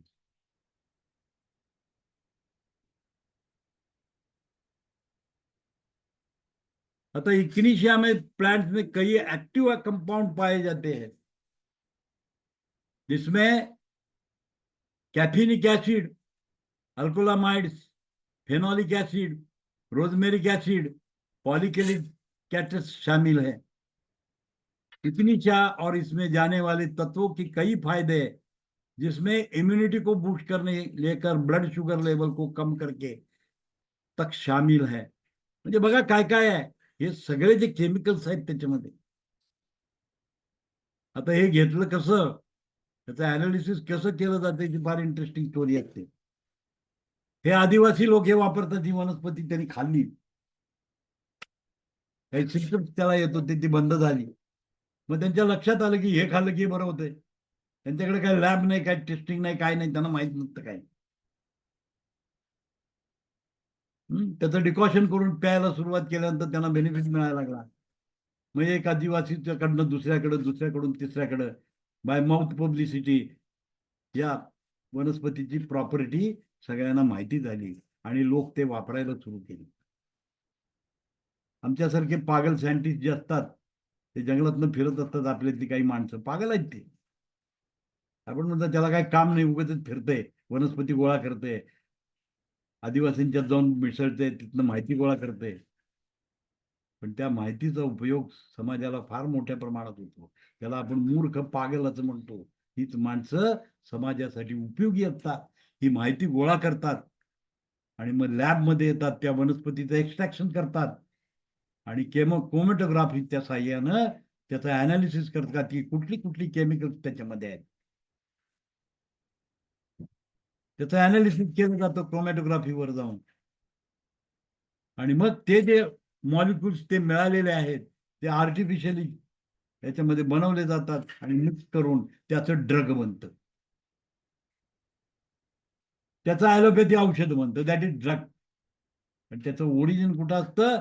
ट्रायब्युनल्स मधले असलेली माहिती वनस्पती जग म्हणजेच परमेश्वराने जे तयार केलेलं आहे त्याचीच कॉपी मारतात, डिस्कव्हरी करतात. No invention.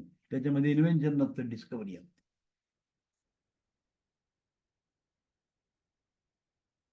आणि त्याच्यामध्ये तुम्हाला सापडलं की याचा उपयोग काय आहे. इम्युनिटी को बूस्ट करने से लेकर ब्लड शुगर लेवल कम करने तक एवढ्या प्रॉपर्टीज त्या इक्निशियामध्ये आहेत. इक्निशिया नावाच्या वनस्पतीमध्ये या सर्व प्रॉपर्टीज आहेत. भारत असा देश आहे की अनेक प्रकारच्या वनस्पतींनी युक्त असा देश आहे. जगाच्या पाठीवर सगळ्यात जास्त वनस्पती कुठे आहेत तर भारतामध्ये आहेत. मेडिकल प्लांट सगळ्यात जास्त भारतामध्ये आहेत. भारत हा समृद्ध देश आहे. ॲलोपॅथीची आपल्याला बिलकुल गरज नाही. आपल्या देशामध्ये इतक्या वनस्पती आहेत. ग्रीन रिझर्वेशन आहे आपल्याकडे, जंगल आहेत आपल्यामध्ये. यामध्ये या वनस्पती उपलब्ध आहेत आणि या वनस्पतीमध्ये प्रचंड ताकद आहे. ती कुठल्याही प्रकारचा आजार बरा करण्याची त्याच्यामध्ये क्षमता आहे, परंतु आमच्या माणसांची क्षमता कमी झालेली आहे. ईस्ट इंडिया कंपनीने आपली मेडिसिन इथं घुसवली आणि तुमची सिस्टम सगळी बदबाद करून टाकली. आणि त्याला लॉर्ड मॅकॅलो जबाबदार आहे की जोनी भारतामधली गुरुकुल सिस्टीम बंद केली आणि त्यांची जी सिस्टम आणली ती आणली. आणि professor Manmohan Singh, prime minister Manmohan Singh त्याचं कौतुक करत होते. केम्ब्रिज युनिव्हर्सिटीचं कौतुक करत होते. भारताला समृद्धी आणली म्हणे त्या एज्युकेशनने. मूर्खाचा बाजार आहे, भारताला खड्ड्यात टाकायचं काम केलं त्यांनी. त्याच्यामध्ये जे गुरुकुळमध्ये शिकवत होतं ते ज्ञानच त्यांना मिळालं नाही. आज आपण पूर्वज बघितले, आपल्या पूर्वी 25 वर्षापूर्वीची जी माणसं जर बघितली, आपले फोर फादर्स, त्या बायकांना खूप ज्ञान होतं, वनस्पती शास्त्राचं खूप ज्ञान होतं, काडे बनवून देत होते. आजच्या म्हाताऱ्या माणसांना ते काही माहीतच नाही. 25 वर्षामध्ये 50 वर्षामध्ये जो काही फरक झाला, ब्रिटिश आल्यानंतर भारतामध्ये हा धुमाकूळ घातला झाला. आपल्या गावामध्ये, आपल्या घरामध्ये म्हाताऱ्या बायका काम करत होत्या, कारण त्या कुटुंबाच्या प्रमुख होत्या. कशासाठी? आरोग्याच्या दृष्टीनं त्या प्रमुख होत्या. कुटुंबाचं आरोग्य सांभाळणं हे त्यांचं काम होतं. त्यामुळे काढे बनवायचं, मुलांना काय काय द्यायचं, हे उकळते पाण्यात टाकून त्याचा काढा बनव आणि पूर्णपणे 100% लोकांना बरं करायचं काम करत होते. ते वैद्य होते. म्हणजे प्रत्येक घरामध्ये एक अशी स्त्री होती की तिला वनस्पती शास्त्राचं ज्ञान होतं आणि त्याचा वापर करत होती. पेड पौध्यांचं ज्ञान, त्या झाडाचा उपयोग काय, त्याचा उपयोग काय, हे कशासाठी वापरलं जातं, ते कशासाठी वापरलं जातं, त्याचं संपूर्ण ज्ञान त्या लोकांना होतं. आणि घराचं, कुटुंबाचं आरोग्य सांभाळत होत्या त्या. फार मोठं काम होतं, लक्षात घ्या. फार मोठं काम होतं ते. आरोग्य सांभाळणं हे काही सोपी गोष्ट नाही. घरातल्या कुटुंबाच्या सदस्यांचं आरोग्य. काही काही बायका होत्या की आजूबाजूच्या घरातल्या लोकांचं सुद्धा आरोग्य सांभाळत होत्या, कारण त्यांना वनस्पतीचं ज्ञान होतं. आणि राजीव दीक्षितांचं म्हणणं हेच होतं की हे पुन्हा सुरू करा, की भारतामध्ये 80% बिमार आहेत, ते फक्त 20% राखतील आणि जी तुमची डॉक्टरची संख्या आहे तेवढी सफिशियंट आहे. जास्त डॉक्टर निर्माण करण्याची आवश्यकता नाही. हे ज्ञान जर पुन्हा त्यांना दिलं आणि त्या माणसाचा काटा काढला जातो, त्याचा मृत्यू केला, त्याचा खून केला गेला. आणि या फार्मा कंपन्यांचं दादागिरी जी आहे मेडिसिन तयार करण्याची, त्याच्यावरच गंडांतर त्या व्यक्तीनं आणलं म्हणून त्याला संपवलं, विष देऊन त्याला मारलं. कारण त्यांना दिसायला लागलं की हे डेंजरस आहे. या व्यक्तीला जर आपण ठेवलं तर समाजामध्ये रिफॉर्मेशन व्हायला लागेल आणि समाज जर बदलला तर करोडोची जी फार्मा इंडस्ट्री आहे ती बंद होईल आणि फॉरेनच्या लोकांना पैसे मिळणार नाहीत या भीतीपोटी त्या व्यक्तीचा पत्ता कट केला त्या लोकांनी. आणि हेच सांगत होते लोकांना. राजीव दीक्षितांचा हाच प्रचार होता की स्वदेशी को अपनाओ, स्वदेशी को अपनाओ. म्हणजे भारतामध्ये जी चिकित्सा व्यवस्था आहे त्या चिकित्सा व्यवस्थेला फॉलो करा. तुम्हाला औषधाची गरज नाहीये, तुम्ही समृद्ध भारत होऊ शकतो. एक तत्व होतं, कारण त्याने वनस्पतीमधली ताकद ओळखलेली होती. तसं मॅटिस सरांनी सुद्धा वनस्पतीतली ताकद ओळखली आणि वनस्पती बेसवर 114 प्लांटवर आपली सिस्टीम डेव्हलप केली. डॉक्टर हनीमनने तर सगळंच वापरलं, रोगजंतू पासून ते केमिकल सगळे यूज केलं होमिओपॅथीमध्ये. जे शरीराला घातक आहे ते सुद्धा त्यांनी वापरलं. परंतु मॅटी सरांना हे मान्य नव्हतं. वनस्पतीच माणसाला जगवतात आणि वनस्पती हा त्याचा आहार आहे आणि त्या आहारावर माणूस जगला जातो हे त्यांनी ओळखलं आणि म्हणून त्यांनी कॉन्सन्ट्रेट केलं बॉटॅनिकल सिस्टमवर, वनस्पतीजन्य औषधाची निर्मिती सुरू केली. आयुर्वेदाने पण ते ओळखलं होतं लाखो वर्षापूर्वी. चरक संहिता ही टोटली कशावर बेस्ड आहे? वनस्पतीवर बेस्ड आहे. वाघभटाने त्याचं इम्प्लिमेंटेशन केलं. चरकाने निर्माण केलं, वाघभटाने इम्प्लिमेंट केलं. वाघभट 125 वर्ष जगला. इच्छामरण घेतलं त्या व्यक्तीने. कारण का? वनपक्षीशास्त्राचा अभ्यास आणि चरकाने जी दिलेली प्रिन्सिपल होती ती जगभर प्रचार करण्याचं काम वाघभटाने केलं. तो प्रचारक होता. चरकाने लिहून ठेवलं, वाघभटाने इम्प्लिमेंट केलं. आणि म्हणून मी तुम्हाला म्हणतो इम्प्लिमेंटेशन करा. याचं ज्ञान आपल्याला दिलेलं आहे, या ज्ञानाचा वापर करून इम्प्लिमेंटेशन करा. Implementation is very important. Prejudice mind create the trouble.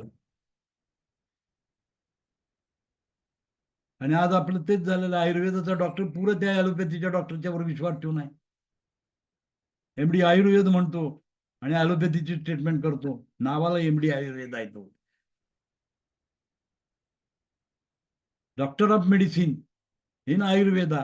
Doctor of मेडिसिनची अवस्था आहे. त्याचं नाव आहे doctor of medicine. And still believe in the foreign country. बाहेरच्या लोकांच्यावर विश्वास ठेवतो, स्वतःच्या सिस्टमवर त्याचा विश्वासच नाही. तर हे तुम्ही विचार करा. आणि म्हणून ही जे वनस्पती आहे, या वनस्पतीमध्ये काय काय आहे हे पहा तुम्ही. की इम्युनिटी बूस्ट करते, ब्लड शुगर कमी करते. इसका प्रयोग फोड़ा, फुंसिया, घाव, प्रसूति संक्रमणता, थकान, ब्लड इन्फेक्शन, गले में दर्द, सुजाक, जहरीले जंतु से काटने, अपेंडिसाइट, खुजली, दस्त, मेदा रोग आदि में लाभ होता है. देऊन बघितल्यानंतर कळतं, एलवन दिल्यानंतर काय काय कुठल्या कुठल्या रोगावर काम केलं जातं त्याची पूरी लिस्ट मिळते. आणि म्हणून ज्ञानेश्वर महाराज म्हणतात की एक ओवी अनुभवावी. भगवद्गीतेचं सगळं पारायण केलंय पण त्यातली एक गोष्ट पण फॉलो करत नाही, काही उपयोग नाही. त्याला पडित मूर्ख म्हणतात. अशा व्यक्तीला काय म्हटलं जातं? पडित मूर्ख. जे आज एमडी आयुर्वेदचं झालेलं आहे, पडित मूर्ख आहे तो. पडित मूर्ख आहे. शिकला भरपूर, आयुर्वेदाचा अभ्यास भरपूर केला, डॉक्टर ऑफ मेडिसिन झाला, पण त्याचं इम्प्लिमेंटेशन शून्य आहे, म्हणून तो पडित मूर्ख आहे. कारण अनेक वनस्पतीचं ज्ञान तिथं प्राप्त झालेलं आहे, त्या वनस्पतीचा हा माणूस कधीच वापर करून बघत नाही. पडित मूर्ख तयार केला गेला. म्हणजे आज आपण काय बनवतोय? पडित मूर्ख तयार करतोय, मूर्खांची गोष्ट चालू करतोय. आणि चाणक्य नीतीमध्ये सांगितलं की राज्य जर चालवायचं असेल तर मूर्खांची अवस्था, मूर्खांची आवश्यकता आहे. हे पडित मूर्ख फार चांगले आहेत. कुणासाठी? ब्रिटिश पॉलिसी फॉलो करायला. युरोपियन लोकांचं जे काही ज्ञान आहे ते इथं पादळण्यासाठी ही पडित मूर्ख चांगले आहेत. कारण हे प्रचार करत राहतात, त्याचा प्रचार करतात ही माणसं. एमडी होमिओपॅथ आहे, काय करतो तो? ॲलोपॅथीची औषधं देतो. एमडी होमिओपॅथ, एमडी करतो होमिओपॅथीमध्ये, पण त्याच्या होमिओपॅथीमध्ये त्याचा विश्वास नाही, त्याच्या शास्त्रावरच त्याचा विश्वास नाही. हा माणूस काय लोकांचं भलं करणार आहे? हा पडित मूर्खाच्या लाईन मध्येच जातो. त्याला पडित मूर्ख म्हटलं जातं. चाणक्याने नीती सांगितलेले की राज्य चालवायचं असेल तर पडित मूर्खांची आवश्यकता आहे. म्हणजे स्वतःची पॉलिसी जर चालवायची असेल तर जेवढे मूर्ख लोक येतील. आता तुम्ही मूर्खच आहात, तुम्हाला लोक म्हणतील अरे काय ती अनरेकग्नाइज पॅथी आहे, बोगस डॉक्टरची पॅथी आहे, आणि तुम्ही नाही शिकला तर कोण आहे? त्या पडीत मूर्खांचं ऐकून तुम्ही पण मूर्ख होता. ही परिस्थिती आहे. ते पडीत मूर्ख आहेत आणि त्यांचे आपण पाय धरायला जातो. Don't do it, don't do it. राज्याश्रय मिळाला म्हणजे ते शहाणे झाले नव्हे. लक्षात आलं का? सुप्रीम कोर्टच्या नियमाप्रमाणे ते पडित मूर्ख आहेत आणि सुप्रीम कोर्ट तेच म्हणतं की जे शिकलाय त्याचं प्रॅक्टिस करा. हेच सुप्रीम कोर्टचा आदेश आहे. सुप्रीम कोर्टचं म्हणणं ते आहे, जे शिकलाय ते तुम्ही करा, दुसरं करता ते बोगस आहात तुम्ही. मग वैयक्तिक स्वार्थासाठी सगळ्या गोष्टी केल्या जातात. राज्यकर्ते पण स्वार्थी लोक असतात. राज्याश्रय त्याला देतात आणि चालू करतात काय उठतात ते गोष्टी. कारण एवढा सगळा प्रयोग झालेला आहे बघा की फोडा, फुंसिया, घाव, प्रसूती संक्रमता, थकान, ब्लड इन्फेक्शन, गले में दर्द, सुजाक, जहरी जंतु से काटने, अपेंडिसाइट, खुजली, दस्त, मेगा रोग आदि में लाभ होता है. वन औषधी कधीही नुकसान करत नाही. काही ना काहीतरी 100% तुमचा फायदा करतो. तुमचं नुकसान कधीच करत नाही.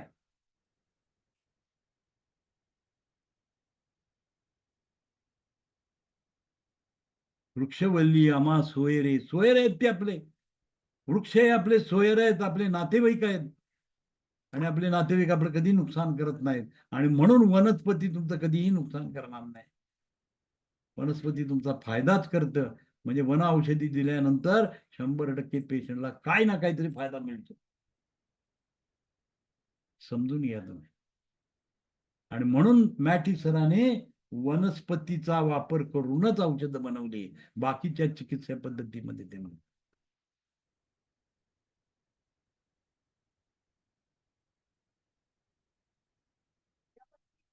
नंतर बघा, इसका प्रयोग डिलिव्हरी के बाद होने वाला बुखार. आफ्टर डिलिव्हरी काही लोक मुली बायकांना काय होतं, ताप यायला सुरुवात होतं. त्याला बाळंत रोग म्हणतो आपण मराठीमध्ये, त्याला बाळंत रोग म्हटला जातो. त्याच्यामध्ये ताप यायला सुरुवात होते. अशा कंडिशन मध्ये हे एकनिशियाचा फायदा आहे. इचिनिशिया दिल्यानंतर अशा प्रकारचा ताप रोखता येईल. खून में पसाना, सडे गले घाव, गँग्रीन, त्याच्या सगळ्यामध्ये त्याचा उपयोग केला जातो. डिलीवरी के बाद होने वाला बुखार, खून में पसाना, खून में पसाना म्हणजे कधी कधी रक्ताबरोबर कप पस बाहेर पडतो. युरिन मधनं जेव्हा ब्लिडिंग होतं त्याच्याबरोबर पस असतो. जखम असते, त्या जखमेतनं रक्तप्रवाह वाहत असतं, त्याच्यामध्ये पस तयार होतं. हे सगळं बंद करतं ही एकनिशिया. एकनिशिया ही वनस्पती हे सर्व बंद करण्याची ताकद त्याच्यामध्ये आहे. सडे गले घाव, कुठल्या जखमा, गँग्रेनस वुंड्स ज्या असतात त्या बऱ्या करायला कुचक्या जखमा या बऱ्या केल्या जातात त्याच्यातून. अपेंडिसाइट मध्ये पण याचा परिणाम मिळतो. टायफॉइड बुखार मध्ये सुद्धा उपयोग केला जातो. सरदर्द मध्ये उपयोग केला जातो. दात दर्द मध्ये उपयोग केला जातो. हार्ट च्या पेन मध्ये पण उपयोग केला जातो. सायनोसाइटिस, इन्फ्लुएंजा, अल्सर, बवासीर, ज्यादा पसीना आना, मुंह में छाले होना, खट्टी डकार, होठों पर जख्म होना, सीने में जलन होना, छाती में दर्द होना, जल्दी जल्दी पेशाब आना, पेशाब की थैली का संक्रमण, मलेरियल बुखार आदि में किया जाता है. इसका इलेक्ट्रोपैथी की रेमेडी में L1 में 10% उपयोग किया जाता है. 10% याचा उपयोग केला जातो. 10% उपयोग केला जातो. म्हणजे L1च्या सगळ्या प्रॉपर्टीज आहेत, या सर्व प्रॉपर्टीज L1च्या आहेत.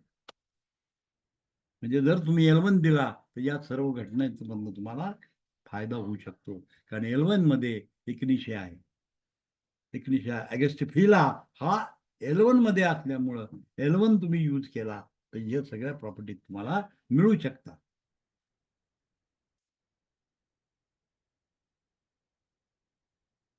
आता त्याच्या पुढची एक वनस्पती घ्यायची आपण. 10:15 झाले, ठीक आहे. थांबूया इथे. फिकस व्हेसिक्युलस नावाची आहे, ब्लस्टर सीवीड नावाची एक वनस्पती आहे. ही एक ह्याच्यातली प्रॉपर्टी आहे. समुद्रातलं शेवाळ आहे हे, समुद्रामध्ये उगवते शेवाळ आहे की ते शेवाळ आपल्याला फार मदत करणार आहे, हेल्पर आहे. त्याला ब्लिस्टर सीडवीड्स म्हणतात, त्याचं नाव आहे. तर त्याचं थोडक्यात इंट्रोडक्शन बघूया आणि आपण थांबूया इथे. ये समुद्री शेवाल है जो पश्चिमी उत्तरी सागर के तटों पर चट्टानों के ऊपर उगाता हुआ पाया जाता है. पश्चिमी उत्तर सागर जे आहे, जे समुद्र आहेत उत्तरेकडचे आणि दक्षिणेकडचे, त्या ठिकाणी जे खडक असतात मोठमोठ्या, त्या खडकावर उगवणारं हे शेवाळ आहे. त्याची उगम स्थान कुठे आहे बघा, तिथं ती शेवाळ उघडतात. त्याचं नाव आहे फॅकस व्हॅसिक्युलस. फॅकस व्हॅसिक्युलस म्हणतात किंवा त्याला ब्लिस्टर सीवेड्स म्हणतात.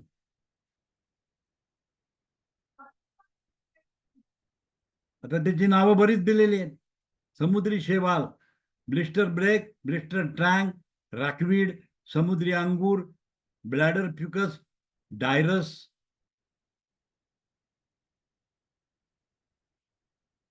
फ्यूकस, रेड फ्यूकस, रॉक वर्मो नामों से जाना जाता है. तर हे एक समुद्री शेवाळ आहे. त्याच्यामध्ये काय असतं आपण नंतर बघूया. आता उद्या बघू त्याच्यावर, उद्या त्याच्यावर चर्चा करूया. थायरॉइड मध्ये जास्त उपयोग केला जातं हे शेवाळ, कारण त्याच्यामध्ये आयोडीनची मात्रा असते. त्याच्यामध्ये आयोडीन आहे, त्यामुळे थायरॉइड ग्रंथीवर काम करतं. आणि ते L1 मध्ये उपलब्ध आहे, म्हणजे L1 work on the thyroid, L1 thyroid वर काम करते.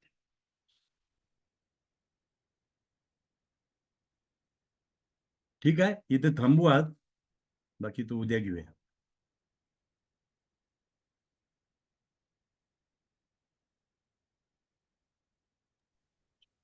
सर रेकॉर्डिंग केवढं पाठवता काय 2-3 दिवसात राहिलेली? सगळं पाठवणार आहे, थांबा जरा. ठीक आहे सर, 3 थँक्यू. दिवसाचं तुम्हाला आता 2-3 दिवसाचं रेकॉर्डिंग पाठवायचं आहे, पाठवतो. ठीक आहे. हा सर. ठीक आहे, ठीक आहे, ओके. थांबूया इथे आज.